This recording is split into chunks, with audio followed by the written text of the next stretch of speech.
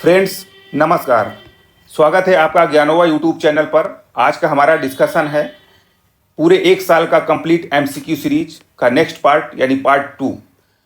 और आज का डिस्कशन हम लोग स्टार्ट करें उसके पहले आप लोगों के लिए एक सूचना है कि जिसने भी अभी तक टेलीग्राम चैनल ज्वाइन नहीं किया है वो ज्ञानोवा बाई राघव सर करके डालकर आप ज्वाइन कर सकते हैं। दूसरा ऑप्शन है आपका कि जो वीडियो का डिस्क्रिप्शन में टेलीग्राम लिंक भी दिया हुआ है, वहाँ से आप जाकर टेलीग्राम चैनल से जुड़ सकते हैं और ताकि आप डेली जो लेक्चर होता है उसकी पीडीएफ प्राप्त कर सकें। और इसके पहले जो करंट अफेयर्स की क्लासेस रही हैं प्रतियोगिता दर्पण पर आधारित, वो सब पीडीएफ प्राप्त कर सकें। और बहुत सारे अपडेट्स रहते हैं, करंट अफेयर्स की चीज़ें रहती हैं, वो सब चीज़ें आप प्राप्त कर सकें। तो आज का डिस्कशन स्टार्ट करते हैं। तो हमारा आज का पहला क्वेश्चन है कि उत्तर प्रदेश के किस स्थल को रामसर साइट का दर्जा प्राप्त हुआ है। तो इसका आंसर होगा सी यानी शेखा झील पक्षी विहार। ठीक है। और ये जो शेखा झील है वो उत्तर प्रदेश में कहाँ पर स्थित है? तो ये अलीगढ़ में। ठीक है, अलीगढ़ में स्थित है और ये उत्तर प्रदेश का 12वां रामसर साइट है। पूरे भारत का 99 यानी 99वां। उसके बाद उत्तर प्रदेश का पहला कौन सा था? तो ऊपरी गंगा। ठीक है, ऊपरी गंगा। और ये नरौरा से ब्रजघाट तक का इलाका है, उसमें उसके अंतर्गत आता है। इसके अलावा भारत का देखा जाए तो कौन सा पहला था? तो चिल्का झील प्लस केवलादेव नेशनल पार्क। ठीक है, केवलादेव नेशनल पार्क ये आपके भारत के पहले थे। पूरे भारत में सबसे ज्यादा जो रामसर साइट है कहाँ पर है? तमिलनाडु में 20। फिर सेकेंड नंबर पर उत्तर प्रदेश और थर्ड नंबर पर बिहार, इसमें 6 हैं। और बिहार की दृष्टि से देखा जाए तो बिहार का पहला रामसर साइट कौन सा है? कांवर झील है, ये बेगूसराय में पड़ती है। अगर हम जाने कि रामसर साइट का जो दर्जा है वो कैसे मिलता है, तो ये एक रामसर कन्वेंशन के तहत दिया जाता है। और रामसर कन्वेंशन ये ईरान के रामसर शहर में हुआ था। कब हुआ था? 1972 में। और इस कन्वेंशन को लागू किया गया 1975 में। और भारत ने लागू कब किया? 1982। तो ओवरऑल ये जितने भी पॉइंट्स हो सकते थे यानी 360 डिग्री डिस्कशन के अकॉर्डिंग वो मैंने करा दिए हैं। और इसका आंसर रहेगा सी शेखा झील पक्षी विहार। तो चलते हैं नेक्स्ट। ये आपका शेखा झील पक्षी विहार है, देख सकते हैं, बड़े ही मनोरम दृश्य है। नेक्स्ट हमारा क्वेश्चन है स्वतंत्रता के बाद समान नागरिक संहिता लागू करने वाला भारत का तीसरा राज्य कौन सा है? तो इसका आंसर है सी, इसका आंसर है ए यानी छत्तीसगढ़। तो अब पहला कौन सा है? तो पहला है आपका उत्तराखंड। ठीक है, दूसरा कौन सा है? गुजरात। ठीक है, ये गोवा की स्थिति क्या है? तो गोवा स्वतंत्रता पूर्व, ठीक है, स्वतंत्रता पूर्व प्रथम राज्य है समान नागरिक संहिता लागू करने वाला, ये स्वतंत्रता पूर्व पहला राज्य है। तो अगर स्वतंत्रता पूर्व के आधार पर जोड़ा जाए तो छत्तीसगढ़ आपका फोर्थ हो जाएगा, लेकिन स्वतंत्रता के बाद अगर आप देखते हैं तो ये आपका तीसरा हो जाएगा यानी थर्ड हो जाएगा। ठीक है, तो ये मोस्ट इंपॉर्टेंट इसमें पॉइंट है। चलिए नेक्स्ट क्वेश्चन की ओर। Economic Times corporate excellence awards में business reformer of the year किसे चुना गया है? तो इसका आंसर है बी यानी चंद्रबाबू नायडू। ये आपके आंध्र प्रदेश के मुख्यमंत्री हैं, इनको चुना गया है। और इस जो अवार्ड है तो इसमें कुछ और भी एक दो महत्वपूर्ण अवार्ड हैं, जैसे कि कंपनी ऑफ द ईयर। इस साल की कंपनी ऑफ द ईयर किसे चुना गया? तो भारतीय एयरटेल को। ठीक है, भारतीय एयरटेल को। ठीक है, इसके बाद अगर दूसरा देखा जाए महत्वपूर्ण जो पॉइंट है आपका global Indian of the year. ठीक है, ऑफ द यानी पूरे विश्व में कौन सा ऐसा भारतीय है जो ज्यादा अच्छा परफॉर्म कर रहा है ऑफ द ईयर? तो वो है आपके नील मोहन। और ये नील मोहन आपके सीईओ हैं यूट्यूब के। ठीक है, यूट्यूब के सीईओ हैं। ठीक है, ये याद रखिएगा। और ये जो पुरस्कार वितरण है किसके द्वारा किया गया है? तो जो आपके देश की फिनांस मिनिस्टर है। ठीक है, फिनांस मिनिस्टर निर्मला सीतारमण जी के द्वारा दिया गया। ठीक है, सीतारमण। तो ये आपके 4-5 महत्वपूर्ण बिंदु थे, उसको हमने देख लिया। हमारा जो नेक्स्ट क्वेश्चन है, the curious and the classified unearthing military myths and mysteries के लेखक कौन है? तो इसका आंसर होगा ए, यानी जनरल मनोज मुकुंद नरवणे। ये आपका आंसर हो गया। अब देख लेते हैं कुछ महत्वपूर्ण पुस्तकें साथ ही साथ। तो इसमें forgotten heroes of India society, ये आनंद रंगनाथन और उनकी पत्नी शीतल रंगनाथन के द्वारा लिखा गया है। Age of enlightenment Mahatma Gandhi's vision, ये डॉक्टर शंकर कुमार सान्याल के द्वारा लिखा गया। The outsider a memoir for misfits, ये वीर दास की है। क्रैक्स इन द वॉल, ये नीरा कश्यप की है। Called by the hills a wild flooring in the Himalaya, ये आपकी अनुराधा राय की है। इसका the one cricket my life and more, ये शिखर धवन की है, मोस्ट इंपॉर्टेंट। फाइंडिंग माई वे, ये मलाला यूसुफजई की है, नोबेल शांति पुरस्कार विजेता है ये, कैलाश सत्यार्थी के साथ में मिला था इनको। घोस्ट आई, ये अमिताभ घोष की है, घोस्ट घोष। ठीक है। द ग्रेट सैंक्शन है, उर्जित पटेल की है। तो ये आपकी महत्वपूर्ण पुस्तकें थी। हाल ही में निधन हुई महान गायिका आशा भोसले को किस वर्ष पद्म विभूषण पुरस्कार से सम्मानित किया गया था? तो इसका आंसर है बी, यानी वर्ष 2018। ठीक है। तो ये आपकी जो आशा भोसले जी हैं, इनका निधन हुआ 12 अप्रैल को। ठीक है। और 92 वर्ष की इनकी उम्र थी। कितनी? 92 वर्ष की थी। और ये एक पार्श्व गायिका है। कौन सी है? पार्श्व गायिका। ठीक है। और इन्होंने फिल्मी दुनिया में बहुत अच्छे अच्छे गाने गाए हैं। ठीक है।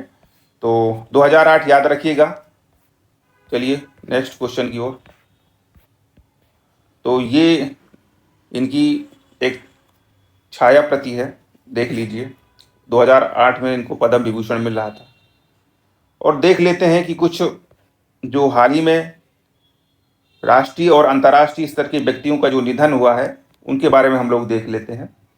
तो आयतुल्ला अली खामनेई, ये ईरान के सर्वोच्च नेता थे, इनका निधन हो गया। मधु मल्होत्रा, ये प्रसिद्ध अभिनेत्री थी। HK दुआ, ये वरिष्ठ पत्रकार थे। आप लोग इनका एडिटोरियल पढ़ते होंगे, आर्टिकल पढ़ते होंगे। मुकुल राय, ये पश्चिम बंगाल के राजनेता थे, ज़्यादा इम्पोर्टेंट नहीं है। शंकर, ये प्रसिद्ध बांग्ला लेखक थे। प्रवीणा देशपांडे, प्रसिद्ध अभिनेत्री थी। माइकल नोब्स, ये भारतीय हॉकी टीम के पूर्व कोच थे। अजित पवार, ये महाराष्ट्र के डिप्टी CM थे। मार्क टली, ये मशहूर पत्रकार। तो ये महत्वपूर्ण कुछ जो निधन हुए हैं राष्ट्रीय और अंतर्राष्ट्रीय स्तर पर। अब देखते हैं हम लोग नेक्स्ट क्वेश्चन। विश्व बौद्धिक संपदा अधिकार दिवस हर वर्ष किस तिथि को मनाया जाता है? तो इसका आंसर होगा डी, यानी 26 अप्रैल। ठीक है। और देख लेते हैं हम लोग कुछ अधिक दिवस महत्वपूर्ण। तो 3 अप्रैल को हिंदी रंगमंच दिवस मनाया जाता है। 5 अप्रैल को राष्ट्रीय नौवहन दिवस। उसके बाद 5 अप्रैल को समता दिवस। ठीक है, समता दिवस ये कर करिए। और ये बाबू जगजीवन राम, जो देश के प्रथम उप प्रधानमंत्री थे, उनकी जन्मतिथि पर मनाया जाता है, जन्म दिवस पर। 6 अप्रैल को ये बीजेपी स्थापना दिवस, ये याद रखिएगा, 1980 में बीजेपी की स्थापना हुई थी, उसके पहले ये जनसंघ के रूप में जानी जाती थी। 6 अप्रैल को अंतर्राष्ट्रीय खेल दिवस। 7 अप्रैल को विश्व स्वास्थ्य दिवस। अब यहाँ पर एक क्वेश्चन है, आप लोग कमेंट बॉक्स पर कमेंट कीजिएगा कि राष्ट्रीय खेल दिवस कब मनाया जाता है भारत में। ठीक है। 10 अप्रैल को विश्व होम्योपैथी दिवस। 11 अप्रैल को राष्ट्रीय सुरक्षित मातृत्व दिवस। इसके बाद 14 अप्रैल को अंबेडकर जयंती, इस बार की 135वीं जयंती थी। 18 अप्रैल को विश्व विरासत दिवस। 21 अप्रैल को सिविल सर्विसेज डे। उसके बाद 22 अप्रैल को पृथ्वी दिवस। 24 अप्रैल को पंचायती राज दिवस। 25 अप्रैल को विश्व मलेरिया दिवस। 26 अप्रैल को विश्व बौद्धिक संपदा अधिकार दिवस, यही हमने क्वेश्चन डाला था आप लोगों के लिए। 29 अप्रैल को अंतर्राष्ट्रीय नृत्य दिवस। ठीक है। तो चलते हैं नेक्स्ट क्वेश्चन की ओर। इसमें आपका है कि केरल विधानसभा द्वारा पारित प्रस्ताव के अनुसार केरल राज्य का नया नाम क्या रखा गया है? तो इसका आंसर होगा ए, केरला। ठीक है, अब देख लेते हैं कि कोई भी राज्य का नाम अगर चेंज होता है तो उसकी संवैधानिक प्रक्रिया क्या है। तो इसका जो संवैधानिक प्रावधान है वो अनुच्छेद 3 प्लस अनुच्छेद 4 में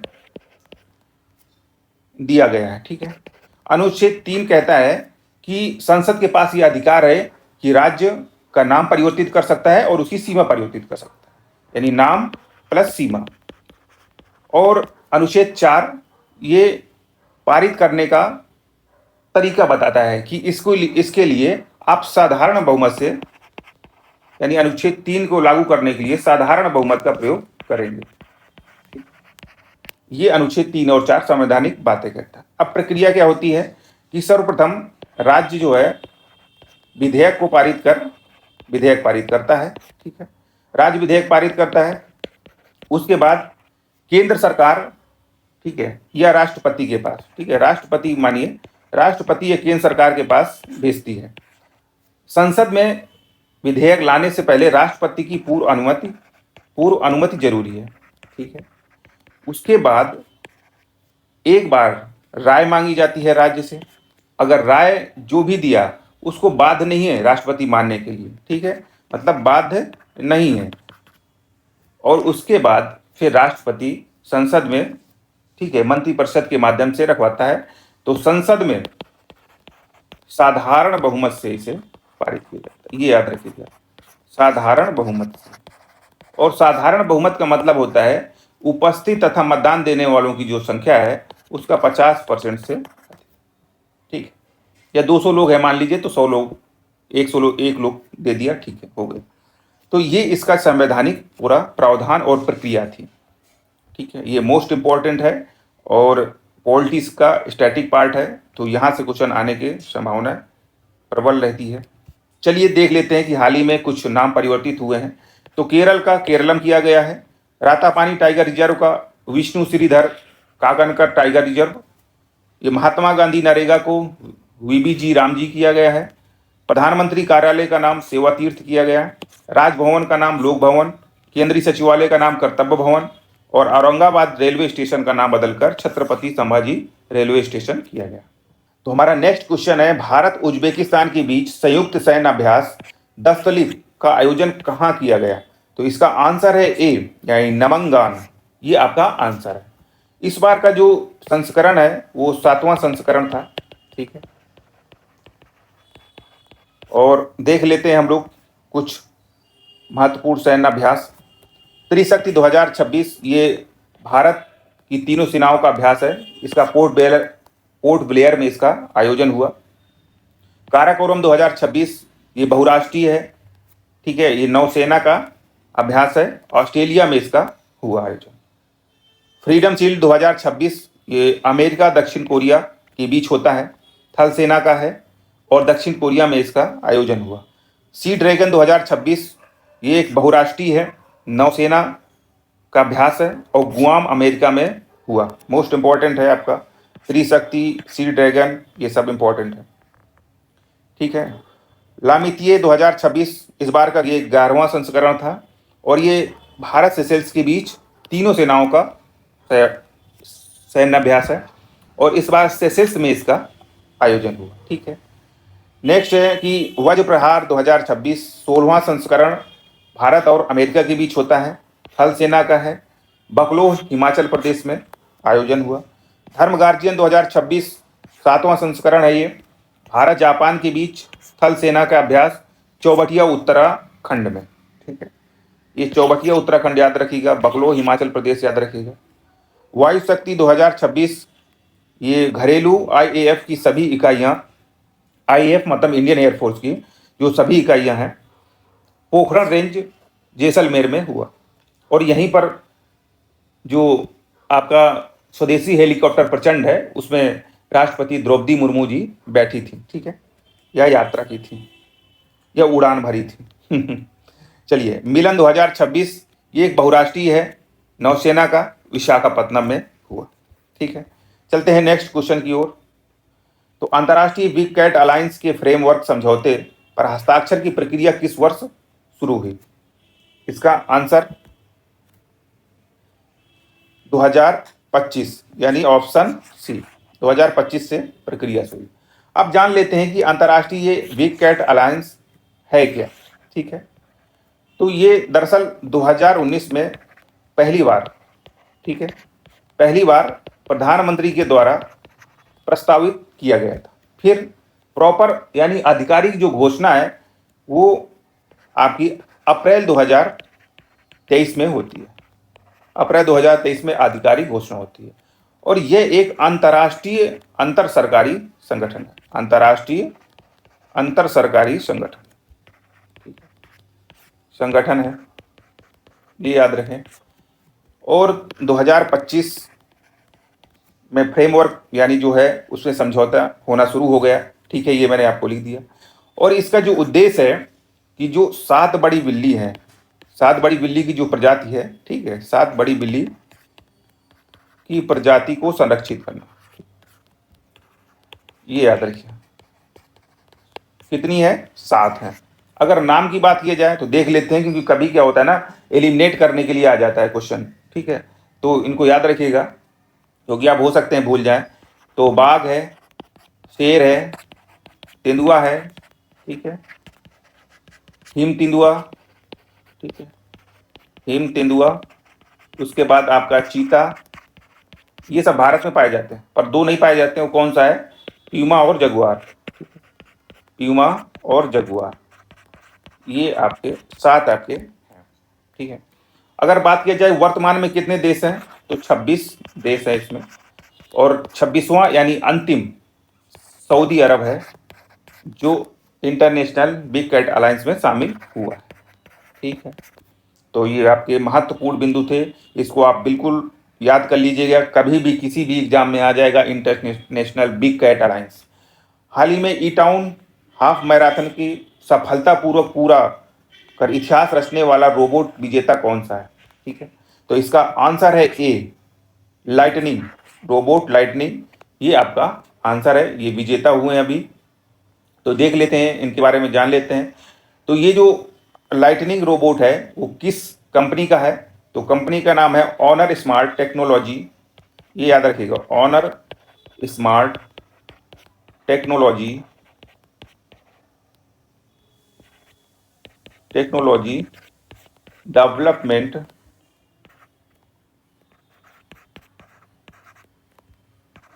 डेवलपमेंट ठीक है,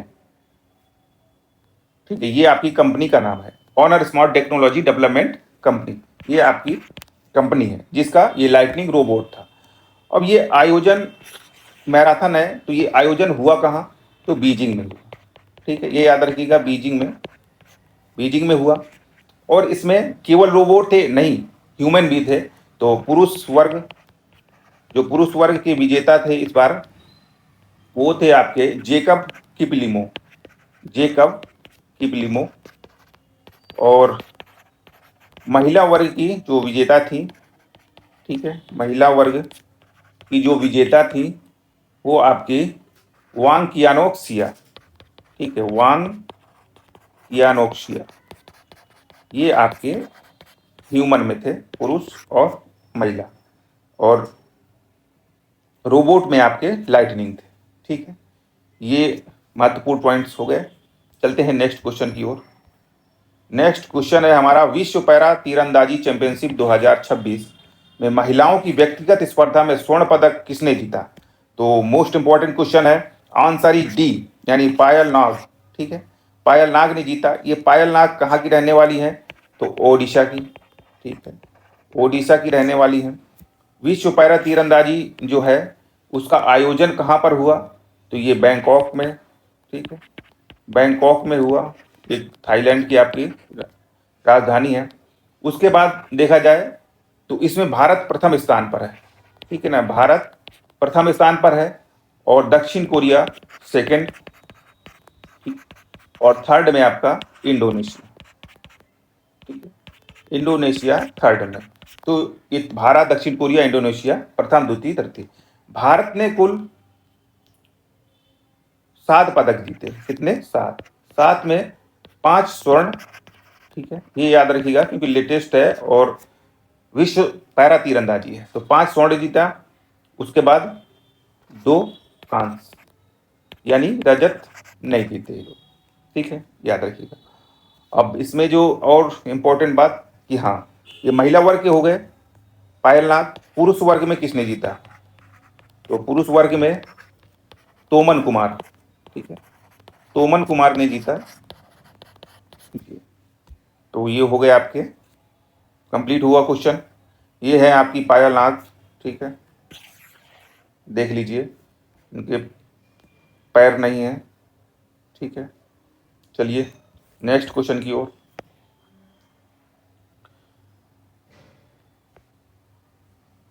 हमारा नेक्स्ट क्वेश्चन है, एशियाई मुक्केबाजी चैंपियनशिप 2026 की पदक तालिका में भारत को कौन सा स्थान प्राप्त हुआ है?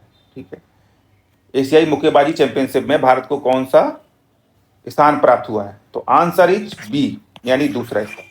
अब भारत को दूसरा प्राप्त हुआ है, तो प्रथम कौन है भाई? तो प्रथम है आपका कजाकिस्तान, ठीक है, सॉरी, कजाकिस्तान, ये आपका प्रथम है। भारत दूसरा है, तो भारत को कुल कितने पदक मिले हैं? 16 पदक मिले, ठीक है। कितने पदक? 16 पदक मिले, ठीक है। बस इतना ही इंपॉर्टेंट है। अच्छा हाँ, इसका आयोजन कहाँ हुआ? तो आयोजन इसका उलान बटेर, कहाँ पर? उलान बटेर, मंगोलिया, मंगोलिया में हुआ, ठीक है। तो आयोजन उलान बटेर, मंगोलिया। प्रथम कजाकिस्तान। भारत को 16 पदकों के साथ, 16 पदकों के साथ दूसरे, ठीक है, आंसर सेकंड। चलिए नेक्स्ट क्वेश्चन।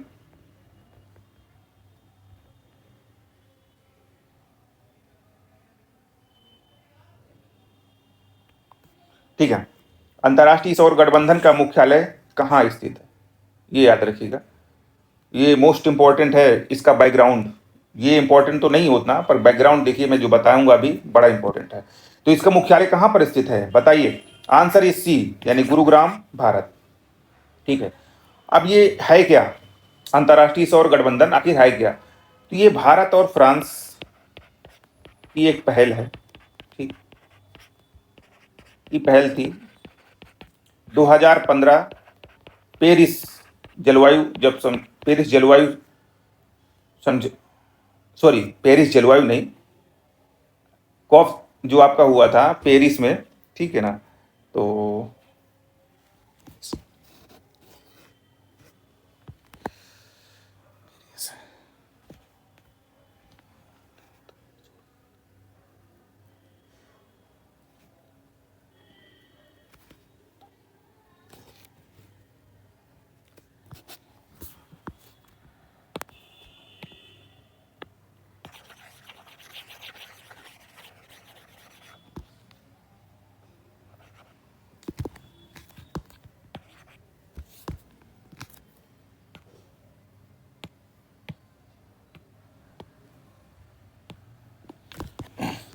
तो हमारा नेक्स्ट क्वेश्चन है, अंतर्राष्ट्रीय सौर गठबंधन का मुख्यालय कहाँ स्थित है? तो इसका आंसर है सी, गुरुग्राम, भारत। अब ये इतना इंपॉर्टेंट नहीं है जितना इसका बैकग्राउंड है। आखिर आईएसए है क्या? तो ये भारत और फ्रांस, ठीक है, भारत और फ्रांस की एक पहल है। ये 2015 में पेरिस जलवायु जो सम्मेलन था, उसी के अंतर्गत वहीं पर इसका गठन हुआ था 2015 में, ठीक है, पेरिस, याद है, पेरिस जलवायु सम्मेलन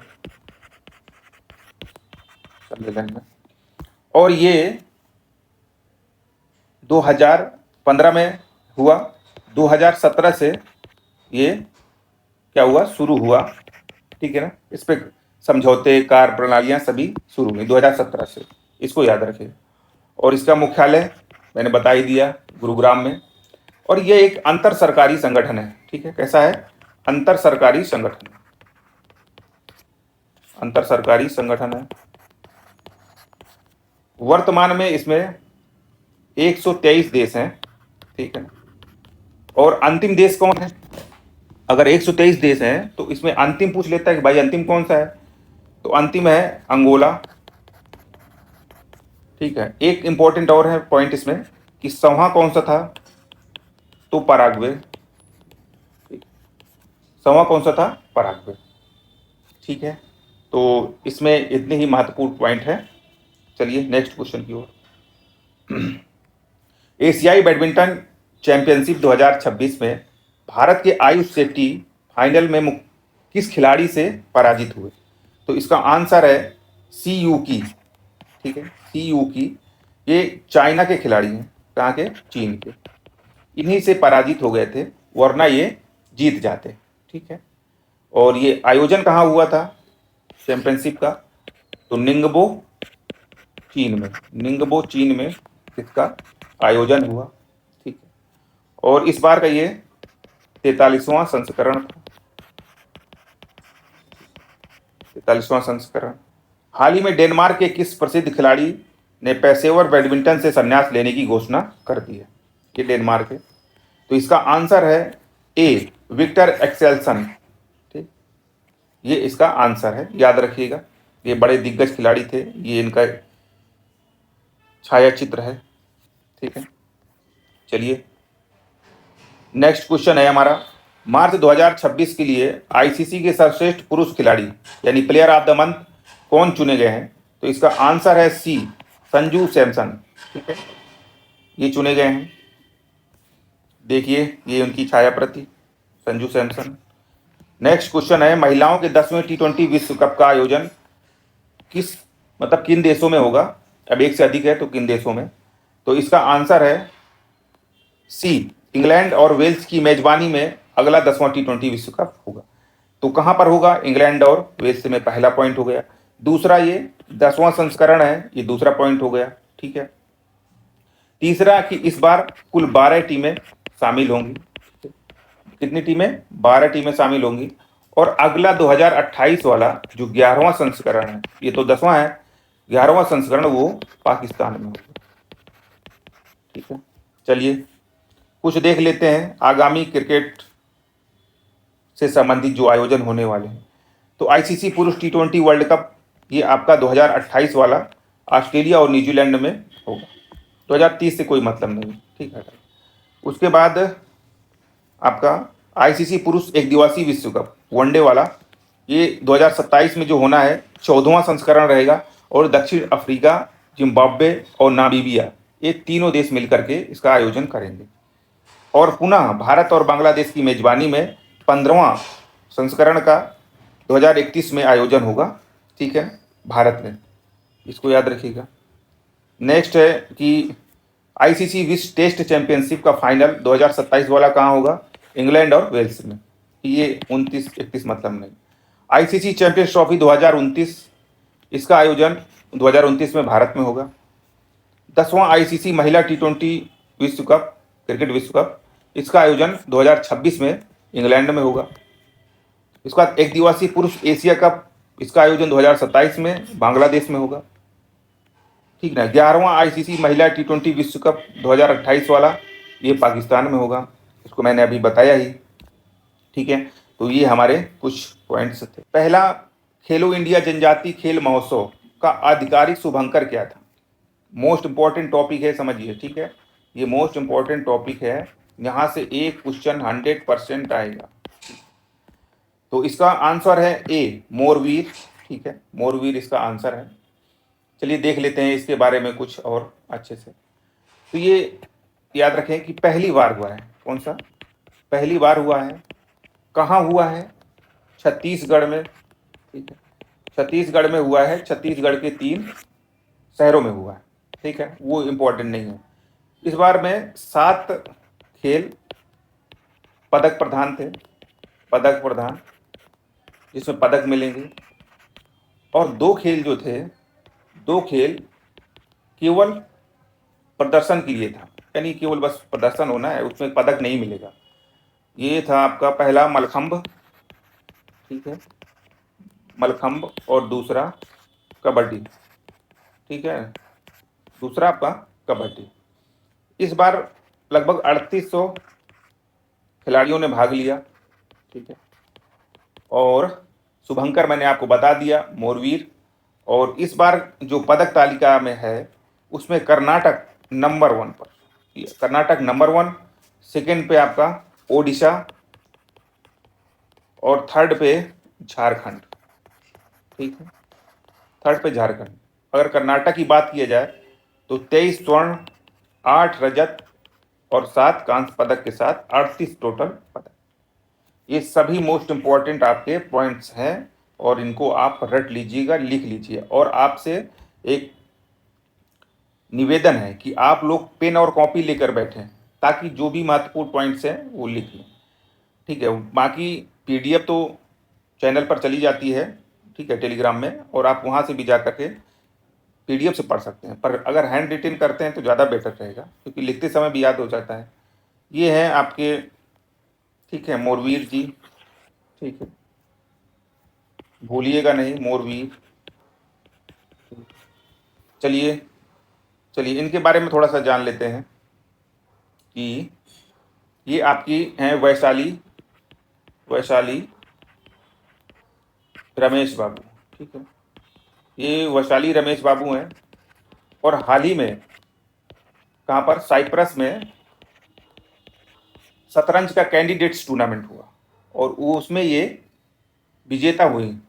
तो अब ये जो है ना, चैंपियन जो चैंपियन है महिलाओं की श्रेणी में, जू विन जेन, क्या नाम है, जू विन जेन, इनके साथ अब गेम होगा, ये चैलेंज करेंगे।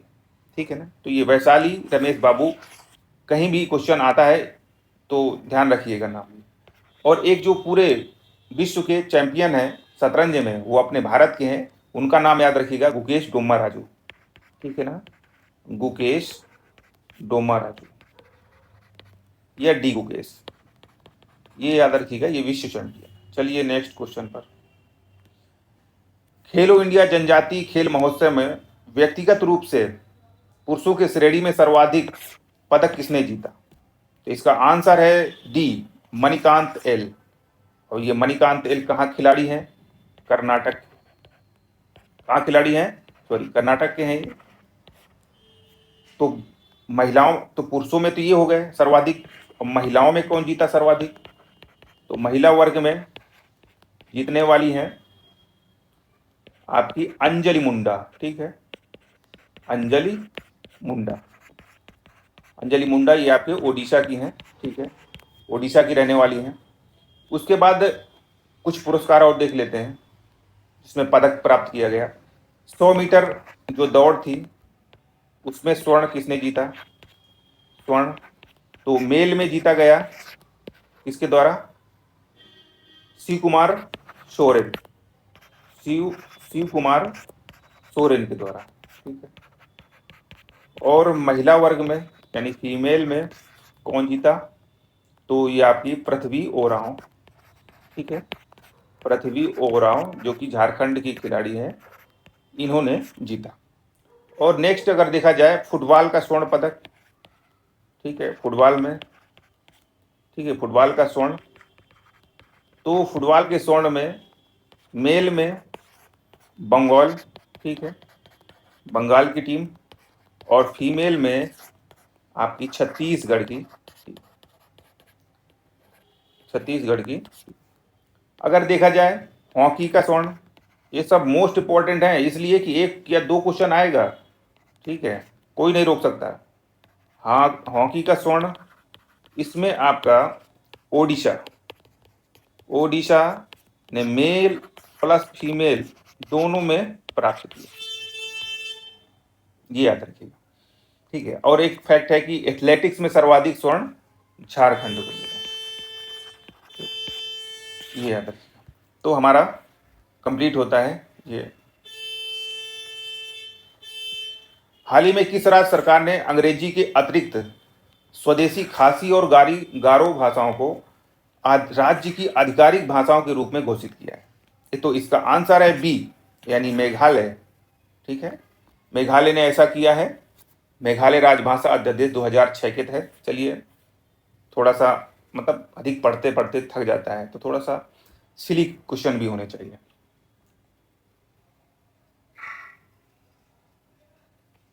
ठीक है, हाल ही में किस संस्थान द्वारा डिजाइनर चावल विकसित किया गया है? तो इसका आंसर है ए, केरल स्थित CSIR। ठीक, ये आपका आंसर है। ये डिजाइनर चावल काफी फायदा करेगा, 3 गुना प्रोटीन है इसमें। ठीक है। राजस्थान के शेरगढ़ वन्यजीव अभयारण्य में कार्यरत वन रक्षक को वर्ल्ड वाइड फंड द्वारा मछली राष्ट्रीय पुरस्कार दिया गया है। वो क्या नाम है उनका जिन्हें दिया गया है? Answer is B, Anita Chaudhary. Anita Chaudhary को दिया गया है। अब देख लेते हैं ये वर्ल्ड वाइड फंड के बारे में। तो इसका पूरा नाम world wide fund for nature है और ये पर्यावरण संरक्षण संगठन है, यानी पर्यावरण ये संरक्षण से संबंधित काम करता है। ठीक है, संगठन है। इसका जो स्थापना है वो 1961 में हुई थी और ये इसका जो मुख्यालय है ग्लैंड, स्विट्जरलैंड में। ठीक है, ग्लैंड, स्विट्जरलैंड में ये है। और भारत में इसे क्या बोलते हैं? तो भारत में WWF इंडिया, यानी world wide fund for nature India बोलते हैं। और भारत में इसकी स्थापना कब हुई? तो 1969 में हुई। और भारत में मुख्यालय कहाँ पर है? सॉरी, नई दिल्ली में। नई दिल्ली में इसका मुख्यालय। चलिए देखिए, 1 2 3 4 5 6 7 पॉइंट हमने तैयार कर लिए। कहाँ से भी क्वेश्चन आएगा कंप्लीट आंसर मारेंगे, कुछ भी नहीं छूटेगा, स्टैटिक हो या करंट, पूरा हल करके आएंगे। हाल में वैज्ञानिकों द्वारा भारत में गौरामी मछली का पहला जीवाश्म किस स्थान पर खोजा गया? तो यूपी, खासतौर पर यूपी वालों के लिए मोस्ट इंपॉर्टेंट है। ये बी है इसका अब आंसर, उत्तर प्रदेश का सहारनपुर जिला। और जैसे आपका, ठीक है, ये आपका बना देते हैं भारत का ये, तो यहाँ पर आपका सहारनपुर यहीं पर है। ठीक है, ये शिवालिक है इधर, तो शिवालिक के तलहटी के पास सहारनपुर में यहीं पर मिला है। चलिए नेक्स्ट क्वेश्चन पर। हाल ही में वैज्ञानिकों के द्वारा भारत में गौरामी मछली का पहला जीवाश्म किस स्थान पर खोजा गया है? उसका आंसर है बी, उत्तर प्रदेश का सहारनपुर जिला। ये यूपी करंट अफेयर्स के पॉइंट ऑफ व्यू से मोस्ट इंपॉर्टेंट हो जाता है। अगर देखें हम, ठीक है, तो यहाँ पर आपका ये शिवालिक की जो तलहटी है यहाँ पर खोजा गया है। ठीक है, तो ध्यान दीजिए। नेक्स्ट क्वेश्चन, आयोजित हाल ही में 9वें हिंद महासागर सम्मेलन का मुख्य विषय क्या था? तो इसका आंसर है बी, यानी हिंद महासागर शासन के लिए सामूहिक प्रबंधन। और ये 9वां हिंद महासागर है, ये याद रखिएगा। कौन सा सम्मेलन है? 9वां है। ये इसका सम्मेलन हुआ कहाँ पर? तो पोर्ट लुइस, जो कि मॉरिशस की राजधानी है, वहाँ पर हुआ, पोर्ट लुइस। ठीक है, दूसरा पॉइंट कि भारत की तरफ से शिरकत कौन किया? तो एस जयशंकर, जो कि विदेश मंत्री हैं आपके भारत के। तीसरा महत्वपूर्ण जो बिंदु है कि इस पहल की शुरुआत कब हुई थी? तो 2016 में। ठीक, और किसके द्वारा? तो इंडिया फाउंडेशन, उसके द्वारा किया गया था, इंडिया फाउंडेशन के द्वारा। और इसमें कुल कितने देश हैं? तो 30 देश हैं। तो ये आपके महत्वपूर्ण बिंदु हो गए 9वें हिंद महासागर सम्मेलन से संबंधित। पोर्ट लुइस मत भूलिएगा और 9वां मत भूलिएगा। ठीक है, चलिए कुछ देख लेते हैं सम्मेलन अंतर्राष्ट्रीय स्तर के, राष्ट्रीय स्तर के कहाँ कुछ हुआ। तो मोबाइल वर्ल्ड कांग्रेस 2026 ये बार्सिलोना स्पेन में हुआ और यहाँ पर ज्योतिरादित्य सिंधिया ने भारत पवेलियन का उद्घाटन किया था। रायसीना संवाद 11वां संस्करण ये मार्च 2026 में नई दिल्ली में हुआ और इसमें ये फिलीपींस नहीं है, फिनलैंड है। ठीक है, फिनलैंड के जो राष्ट्रपति हैं डॉक्टर अलेक्जेंडर स्टब, ये मुख्य अतिथि के रूप में आए हुए थे। और इसका जो थीम था अभिकल्पन, सामंजस्य और उन्नति, ये इसकी थीम थी। अंतर्राष्ट्रीय मलेरिया सम्मेलन 2026 ये नई दिल्ली में हुआ। कृषि खाद्य प्रणालियों में महिलाओं पर वैश्विक सम्मेलन 2026 ये भी नई दिल्ली में हुआ। इस सम्मेलन का उद्घाटन द्रौपदी मुर्मू ने किया। प्रकृति 2026 शिखर सम्मेलन ये नई दिल्ली में है। विश्व जल दिवस सम्मेलन 2026 ये भी नई दिल्ली में और मुख्य विषय रहा जल के लिए उद्योग। ठीक, ये थीम रही जल के लिए उद्योग, ये मत भूलिएगा। नेक्स्ट क्वेश्चन, अंतरिक्ष यान मिशन संचालन पर अंतर्राष्ट्रीय सम्मेलन का आयोजन कहाँ पर हुआ? ये जरूर आप याद रखिएगा। तो इसका आंसर है बी, यानी बेंगलुरु। ठीक है, बेंगलुरु में हुआ। और ये आपका इसरो प्लस ASI यानी, ठीक है, और तीसरा नंबर IAA यानी इंटरनेशनल एकेडमी ऑफ एस्ट्रोनॉटिक्स, इन तीनों का संयुक्त पहल है ये आपका अंतर्राष्ट्रीय सम्मेलन अंतरिक्ष यान मिशन पर। ठीक है, तो चलते हैं, ये याद रखिएगा कि बेंगलुरु में हुआ है। नेक्स्ट क्वेश्चन, विश्व बैंक समूह के अध्यक्ष अजय बंगा द्वारा 2030 तक 1 अरब लोगों को जल सुरक्षा प्रदान करने के लिए कौन सी पहल शुरू की गई है? इसका आंसर है ए, वाटर फॉरवर्ड। ठीक है, ये समझिए कि 3rd स्टार का क्वेश्चन है। वाटर फॉरवर्ड याद रखिएगा, एक पहल है। इनका टारगेट है कि 2030 तक हमको 1 अरब लोगों को सुरक्षित शुद्ध जल उपस्थित कराना है। ठीक है, तो नेक्स्ट क्वेश्चन, हाल ही में किस शहर में स्वामी विवेकानंद की कांस्य प्रतिमा का अनावरण किया गया? तो इसका आंसर है बी, सिएटल। और ये सिएटल पड़ता कहाँ है? तो USA में। ठीक है, और 1893 शिकागो धर्म संसद सम्मेलन, वो मोस्ट इम्पॉर्टेंट है ये स्टैटिक पॉइंट ऑफ व्यू से। तो 1893 में हुआ था शिकागो धर्म संसद सम्मेलन। इसके बाद नेक्स्ट क्वेश्चन है हमारा कि हाल ही में किस देश में एक गंभीर प्रकोप नहीं, मेजल्स, यहाँ पर थोड़ा सा मिस हो गया है। तो मेजल्स जो आपका वायरल डिजीज है मेजल्स, तो मेजल्स के प्रकोप से 10 लाख से अधिक बच्चों के लिए आपातकालीन टीकाकरण अभियान शुरू किया गया है। किसके द्वारा? तो आंसर है डी, बांग्लादेश। ठीक है, बांग्लादेश के द्वारा शुरू किया गया है। अब ये मेजल्स जान लेते हैं, जो हमारा रोग है ये कैसा रोग है? तो ये एक संक्रामक, ठीक है, संक्रामक एयरबॉर्न, ठीक है, एयरबॉर्न वायरल बीमारी है। और ये होता किससे है? तो पैरामाइक्सो वायरस से होता है। ठीक है, पैरामाइक्सो वायरस से। ये आपका 1 2 3 4 पॉइंट इसमें मोस्ट इंपॉर्टेंट। चलिए next question, Asia zero emission community plus या एजेक प्लस तो वर्चुअल शिखर सम्मेलन का आयोजन कहाँ पर हुआ? तो इसका आंसर है बी, टोक्यो जापान। ठीक है, टोक्यो जापान।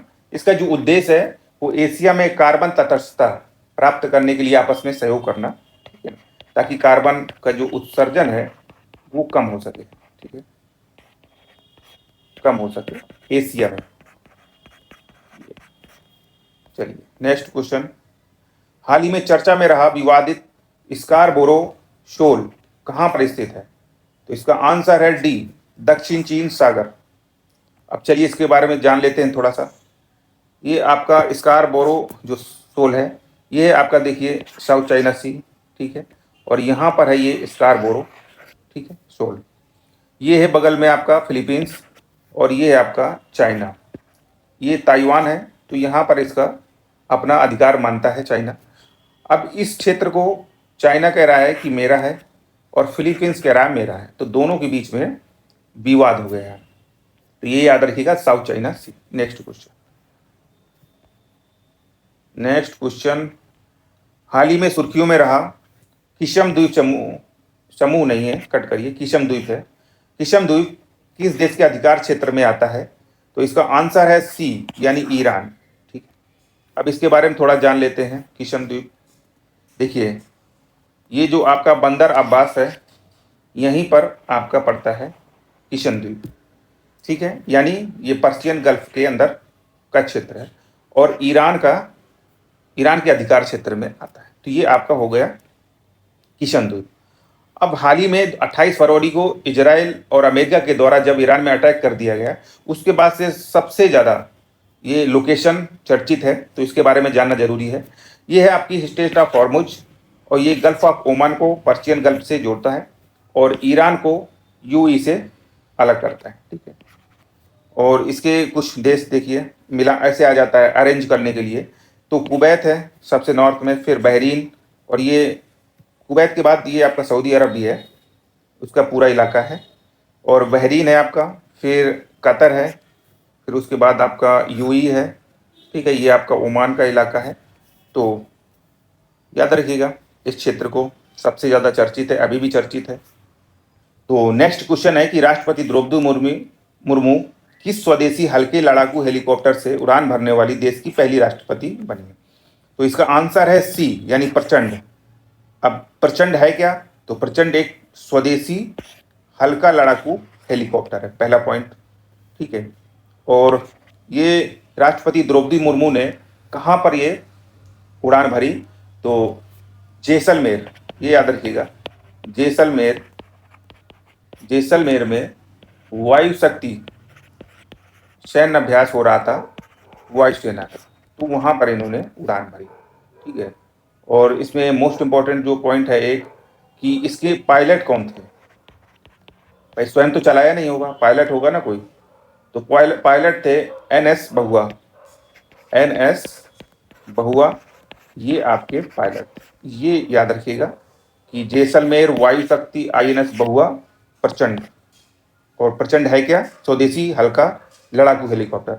अच्छा, इसे बनाया किसने है? तो HAL यानी हिंदुस्तान एयरोनॉटिक्स लिमिटेड, प्रचंड को। चलिए, ये आपके देश की राष्ट्रपति जी हैं, ठीक है, और ये प्रचंड है। चलिए नेक्स्ट क्वेश्चन।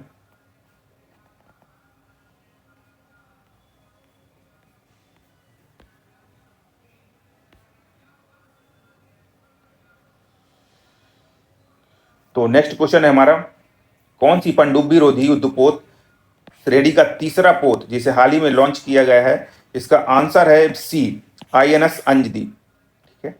तो INS अंजदीप क्या है? पनडुब्बी रोधी युद्धपोत। और कौन सा है ये? तीसरा पोत है। तो तीसरा पोत है, तो पहला कौन सा है इसका? तो पहला है आपका INS अर्नाला, क्या नाम है? INS अर्नाला। और ये इसको कमीशनिंग कहाँ पर की गई? तो चेन्नई बंदरगाह में, ये याद रखिएगा, चेन्नई बंदरगाह में की गई कमीशनिंग। उसके बाद किसके द्वारा बनाया गया? तो गार्डन रीच शिप बिल्डर्स, ठीक है, लिमिटेड के द्वारा, ठीक है। ये कोलकाता स्थित एक कंपनी है जो इसको बनाया, ठीक है। तो ये याद रखिएगा। और इसमें जो है ना कुल 8 पनडुब्बी रोधी युद्धपोत बनने हैं। ये आपका हो गया महत्वपूर्ण। ये है आपकी INS अंजलि, ठीक है। चलिए नेक्स्ट क्वेश्चन। सॉरी, 5वीं शताब्दी के भारतीय तकनीक पद्धति से निर्मित ये INSV कॉन्डिन है, इसको याद रखिएगा, INSV कॉन्डिन, कॉन्डिन है ये, ठीक है, ने पोरबंदर से किस देश के लिए अपनी यात्रा शुरू की? तो इसका आंसर है ए यानी ओमान। ओमान के मस्कट की इसने यात्रा की। अब इसमें महत्वपूर्ण जो बिंदु है वो पहला बिंदु यही है कि ये एक इंजन रहित, ठीक है, इंजन रहित नौकायन पोत है।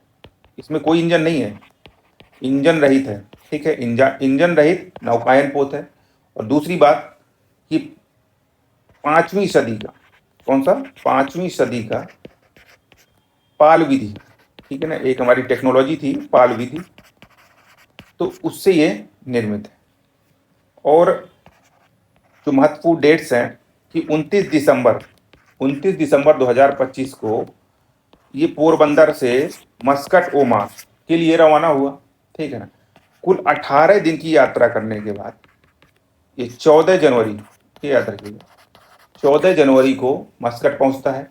फिर वापसी इसकी 2 मार्च 2026 को मुंबई पर, ठीक है, होती है। ये याद रखिए, मुंबई ये होती है। तो इसके महत्वपूर्ण जो है ये बिंदु है। एक पॉइंट और है कि इसका जो नामकरण है, नामकरण है वो पहली सदी के एक प्राचीन नाविक थे, ठीक है ना, प्राचीन नाविक कौंडिन्य, उनके नाम पर किया गया, ठीक है। और ये समझिए कि इसी में किसी प्रकार की धातु कील का प्रयोग नहीं किया गया है, एकदम हर्बल नाव है ये है आपकी, देखिए ये प्राचीन तरीकों से बनाई गई है।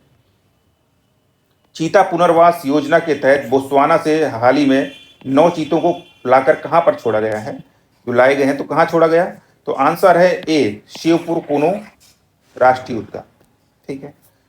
अब तो पहला पॉइंट यही है कि कहां से आए, बोत्सवाना से। दूसरा, 9 चीते आए, कहां पर छोड़े गए, शिवपुर में। अब पहली बार कब आए थे या कहां से आए थे, तो पहली बार 2023 में नामीबिया, ठीक है, नामीबिया से आए कुल 8 चीते, और दूसरी बार सेकेंड टाइम आए साउथ अफ्रीका से कुल 12 चीते, ठीक है, 12। वर्तमान में अगर चीतों की संख्या देखा जाए तो कितनी हो गई है, 53, ठीक है। हाँ, इसमें एक मोस्ट इंपॉर्टेंट पॉइंट है कि ये जो 9 चीते आए उसमें से 6 मादा हैं और 3 नर, ठीक। और एक पॉइंट और है कि जब बोत्सवाना से चीते लाए गए तो इन्होंने लैंडिंग कहाँ पर की, ठीक है, लैंडिंग कहाँ की, तो ग्वालियर एयरपोर्ट, ये मोस्ट इंपॉर्टेंट, ग्वालियर एयरपोर्ट में, ठीक है। चलिए नेक्स्ट क्वेश्चन देखते हैं हम लोग। ये देखिए आपके देश के पर्यावरण मंत्री हैं भूपेंद्र यादव जी, वो सब इसको छोड़ रहे हैं। चलिए, ये चित्र जो है रोचक बनाने के लिए क्लास को लगा दिया जाता है। नेक्स्ट क्वेश्चन है, मुख्यमंत्री मावाम धियाम सत्कार योजना किस सरकार द्वारा शुरू की गई है, तो इसका ऑप्शन है ए, यानी पंजाब, ठीक है, पंजाब ने शुरू किया है। अब देख लेते हैं हाल ही में कुछ राज्यों ने जो योजनाएं शुरू की हैं। इस बार हम 3-4 इस वाले पार्ट में 3-4 राज्यों की कवर करेंगे, फिर उसके बाद नेक्स्ट वाले में कवर करेंगे। तो केरल की श्री सुरक्षा स्कीम, वृहत वनीकरण परियोजना और ज्योति परियोजना, ये तीनों ही केरल की हैं, श्री सुरक्षा स्कीम और वनीकरण परियोजना और ज्योति योजना। इसके बाद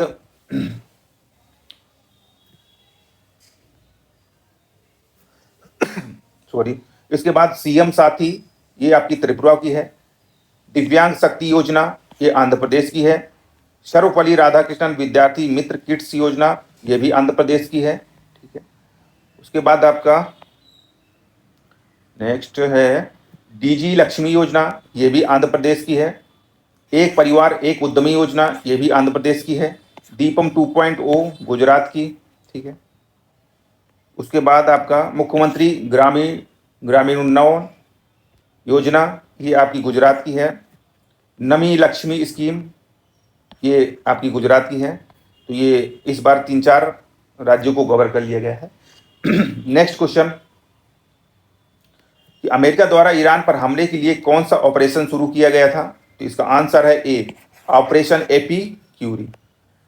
ये डेट याद रखिएगा कि 28 फरवरी 2026 इस डेट को ईरान पर अटैक किया गया, अमेरिका और इजराइल के द्वारा अटैक किया गया। तो यूएसए ने जो ऑपरेशन चलाया उसका नाम ये था ऑपरेशन एपीक्यूरी, और इजराइल का जो ऑपरेशन था उसका नाम था ऑपरेशन राइजिंग लायन, ठीक है, ऑपरेशन राइजिंग लायन,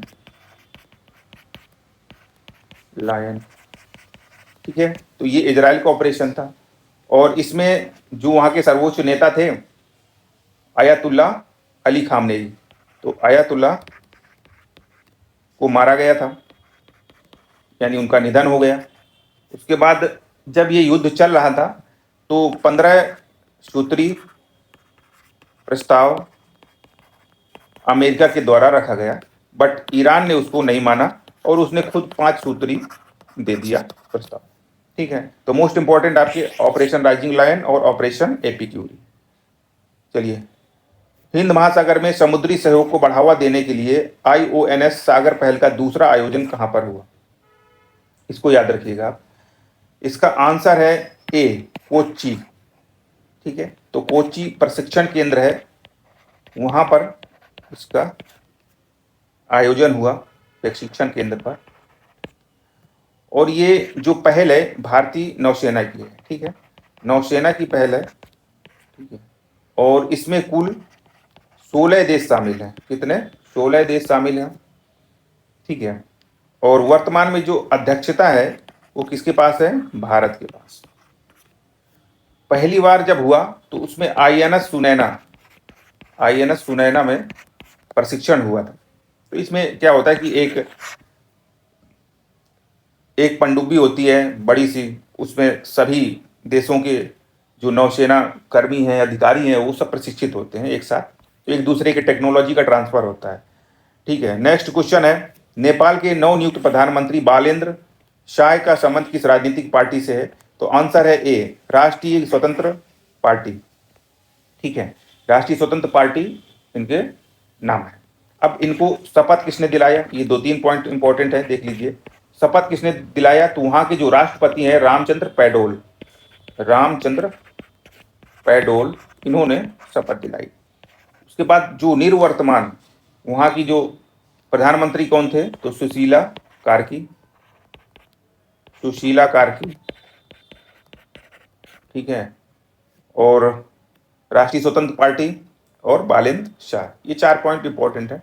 और ये ध्यान रखिएगा, ये काठमांडू के मेयर भी थे प्रधानमंत्री बनने पहले। कुछ देख लेते हैं जो नियुक्ति हुए हैं। किरण मणि, ये आपके ओपन AI की एशिया प्रशांत क्षेत्र के प्रमुख हैं। सपना प्रधान मल्ल, ये नेपाल के नए प्रधान न्यायाधीश बनाई गई हैं। इसके बाद मोचतबा खामनेई, ये ईरान का सर्वोच्च नेता, इन्हें बनाया गया है। जोसे एंटोनियो कॉस्ट, ये चिली के राष्ट्रपति बने हैं। जोसे एंटोनियो कास्ट।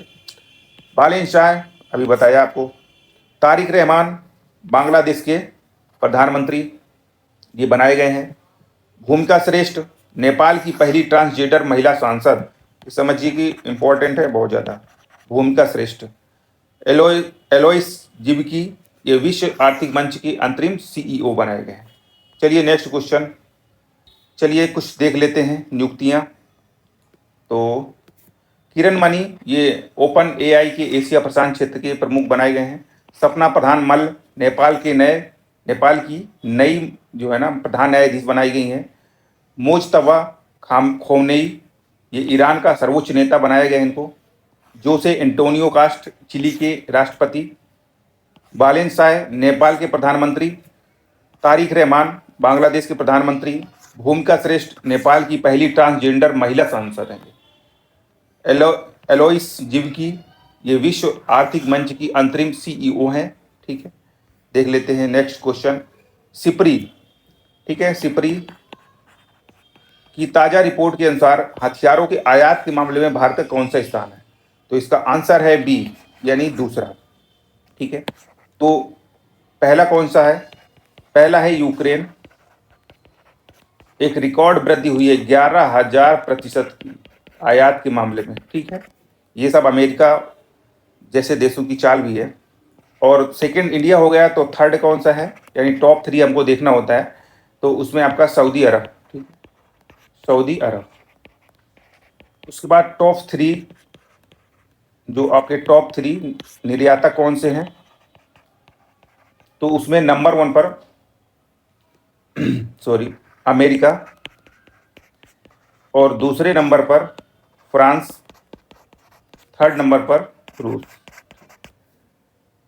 बात किया जाए तो भारत सबसे ज़्यादा आयात किस देश से करता है? तो वो रूस से करता है। और भारत सबसे ज़्यादा निर्यात किसको करता है? तो म्यांमार को करता है। ठीक है, ये कुछ महत्वपूर्ण पॉइंट है। हाँ, एक पॉइंट और है कि अगर कॉन्टिनेंट के पॉइंट ऑफ व्यू से पूछा जाए तो सबसे ज़्यादा यूरोप महाद्वीप आयात करता है। ठीक है, यूरोप महाद्वीप आयात करता है सबसे ज़्यादा। चलिए नेक्स्ट क्वेश्चन। हाँ, हालिया रिपोर्ट के अनुसार निम्नलिखित में से किस राज्य का टेली डेंसिटी सर्वाधिक है? तो हालिया नहीं, ये आपका ट्राई की रिपोर्ट है, किसी ट्राई की रिपोर्ट है, उसमें टेरी डेंसिटी सर्वाधिक किस राज्य की है? तो इसका आंसर है बी, सॉरी बी नहीं, ए, कर्नाटक। ठीक है, कर्नाटक का है। तो कर्नाटक सबसे ज़्यादा है, तो सबसे कम किसका है? तो वो बिहार का।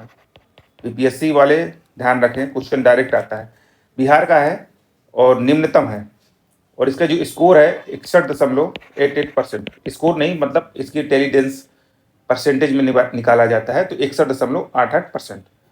और उत्तर प्रदेश ये लास्ट के सेकेंड लास्ट है टेलीडेंस के मामले में, तो इसका अगर परसेंटेज देखा जाए तो 69.74%। ये राज्य के मामले में हो गया। लेकिन यदि स्टेट प्लस यूटी, ठीक है, अगर राज्य और केंद्र शासित दोनों दिया हो तो फिर नंबर 1 पर आपका दिल्ली रहता है टेलीडेंस के मामले में, और या केवल यूटी हो तब भी आपका दिल्ली हो जाएगा।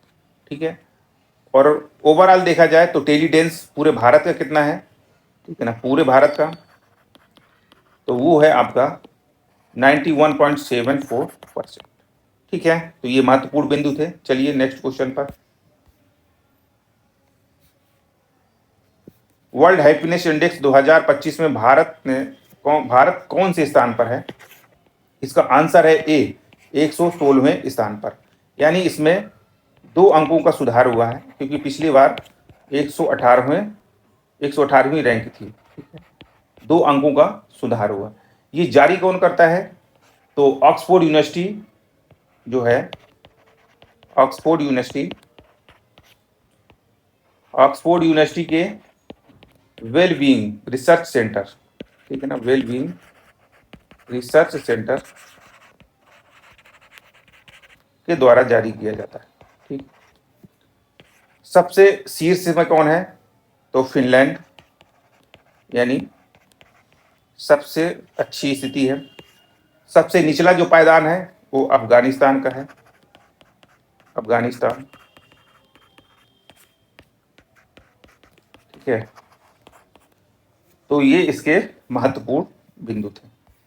कुछ देख लेते हैं। रिपोर्ट जारीकर्ता, प्रथम स्थान कौन और भारत का स्थान?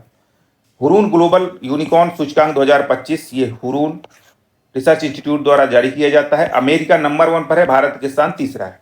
एशिया पावर सूचकांक 2025 में ये लोवी इंस्टीट्यूट सिडनी के द्वारा जारी किया जाता है। अमेरिका पावरफुल नंबर 1 पर है एशिया में, और भारत के स्थान तीसरा है चाइना के।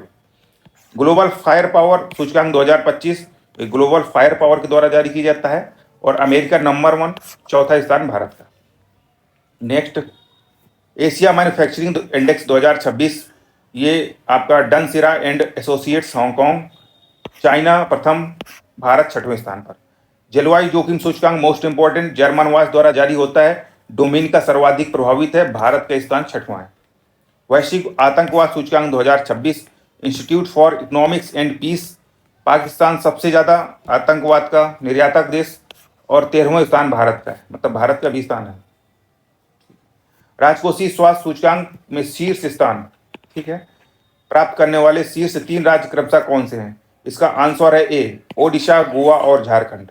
ठीक है, ये जो राजकोषीय स्वास्थ्य सूचकांक है वो जारी कौन करता है? तो नीति आयोग के द्वारा जारी होता है, और ये दूसरा संस्करण है।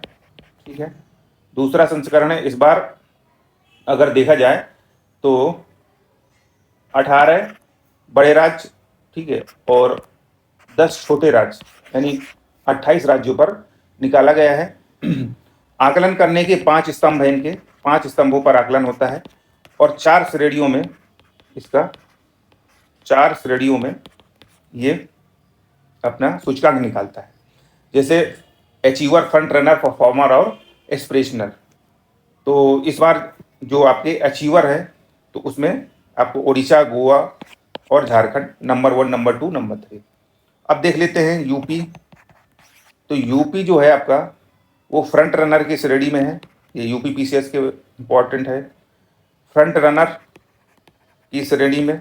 ठीक है, और इसका जो स्थान है वो 8वां है। इसका जो स्कोर है वो 41.9 है, और बिहार की बात करें बीपीएससी के पॉइंट ऑफ व्यू से, तो ये आपका परफॉर्मर की स्थिति में है, ठीक है, श्रेणी में रखा गया है 12वां स्थान, और पॉइंट इसके जो स्कोर मिला है वो आपका 30.5। ये आपका कंप्लीट होता है ये वाला क्वेश्चन। चलिए नेक्स्ट क्वेश्चन की ओर चलते हैं, ठीक है। आयुष्मान भारत जन आरोग्य योजना के तहत किस आयु से अधिक के सभी बुजुर्गों को मुफ्त इलाज की सुविधा दी जाती है? आंसर है सी, यानी 70 वर्ष से अधिक, ठीक है, 70 वर्ष से अधिक जो है उनको दी जाती है। ये योजना जो है वो कब लाई गई थी? तो 2018, मतलब सितंबर 2018 में रांची से ये शुरू हुई थी, इसका बैकग्राउंड है। और ये विश्व की सबसे बड़ी, ठीक है ना, ये विश्व की सबसे बड़ी स्वास्थ्य बीमा योजना है। इसके तहत आपको 5 लाख सालाना जो गरीब व कमजोर परिवार के लोग हैं उनको कैशलेस इलाज की सुविधा दी जाती है, ठीक है। और 70 वर्ष से अधिक वालों को जो प्लस है उनको, कोई भी हो, गरीब हो, रईस, सबको मिलेगा, ठीक है। चलिए नेक्स्ट क्वेश्चन। औद्योगिक पार्क विकसित करने के उद्देश्य से शुरू की गई भव्य योजना का पूरा नाम क्या है? तो इसका आंसर है ए, भारत औद्योगिक विकास योजना। देखिए इसका ये भारत, ठीक, ये भारत हो गया, ए से औद्योगिक और इससे वी से विकास और वाई से योजना, तो भारत औद्योगिक विकास योजना है इसका।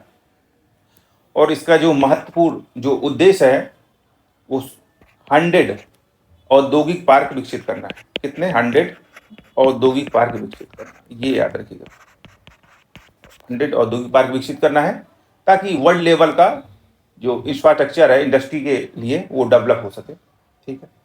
चलिए नेक्स्ट पॉइंट पर। हाल ही में 14 वर्ष से कम उम्र की लड़कियों के लिए शुरू किया गया ह्यूमन पैपिलोमा वायरस का टीकाकरण किस रोग से संबंधित है? इसका आंसर है ए, सर्वाइकल कैंसर।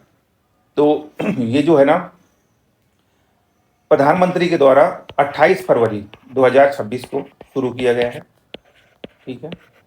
और बाकी 3 महत्वपूर्ण पॉइंट कि 14 वर्ष से कम उम्र की लड़कियां हैं, HPV वायरस है और सर्वाइकल कैंसर का मामला है। तो इसको याद रखें, ये 4 पॉइंट हैं आपके। विश्व का पहला स्वायत्त समुद्री जहाज निर्माण और प्रणाली केंद्र कहाँ पर शुरू किया गया है? तो इसका आंसर है ए, नेल्लौर आंध्र प्रदेश, ठीक है। याद रखिएगा, नेल्लौर आंध्र प्रदेश मोस्ट इंपॉर्टेंट है। ये है आपका नेल्लौर में एक बहुत ही दर्शनीय मंदिर। जल्दी से अधिकारी बनिए और जाइए देखिए, यहाँ दक्षिण भारत की यात्रा करिए। नेक्स्ट क्वेश्चन है, पोषण और सुधार को बढ़ावा देने के लिए इम्पैक्ट फॉर न्यूट्रिशन प्लेटफॉर्म किसके द्वारा लॉन्च किया गया है?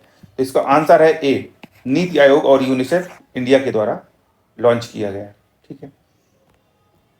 और ये जो पोषण को बढ़ावा देना है, कहाँ पर अभी जो टारगेट है वो आकांक्षी जिले हैं प्लस ब्लॉक, आकांक्षी जिलों प्लस ब्लॉकों पर, ठीक है ना, वहाँ पर ये अभी शुरू किया गया है, ठीक है। फ्लोटिंग लिडार बोया सिस्टम का सफल परीक्षण कहाँ पर किया गया है? तो इसका आंसर है ए, मुतोप तट तमिलनाडु, ठीक है, मुतोप तट तमिलनाडु में किया गया है इसका। लिडार का अगर फुल फॉर्म देखें तो इसका होता है लाइट डिटेक्शन एंड रैगिंग, ठीक है, लाइट डिटेक्शन एंड रैगिंग, ये आपका लिडार का फुल फॉर्म है। ये विकसित किसके द्वारा किया गया है? तो राष्ट्रीय महासागर प्रौद्योगिकी संस्थान, राष्ट्रीय महासागर प्रौद्योगिकी संस्थान के द्वारा विकसित किया गया है, ठीक। और इसका उद्देश्य वायुमंडल की जो परत है मोटाई, उसके बारे में ये कार्य करेगी, वायुमंडल की मोटाई, ठीक है। तो इस तरह से हमारे आज का जो पार्ट था, सेशन था, वो कंप्लीट हो गया है। इसमें 50 क्वेश्चन, ठीक है, कंप्लीट हुए हैं। और अधिक से अधिक जितना हो सकता था मैक्सिमम जो कंटेंट डिलीवर करने का प्रयास किया गया। तो कैसा रहा हमारा डिस्कशन आज का, जरूर कमेंट करें और लाइक करिए ताकि हौसला बढ़े, और सब्सक्राइब करिए, परमानेंट हो जाइए, अधिक से अधिक शेयर करिए लोगों को ताकि एक बेहतर अवसर प्राप्त हो सके। और लगातार स्टडी करते रहिए, पढ़ते रहिए, मस्त रहिए, स्वस्थ रहिए, व्यस्त रहिए।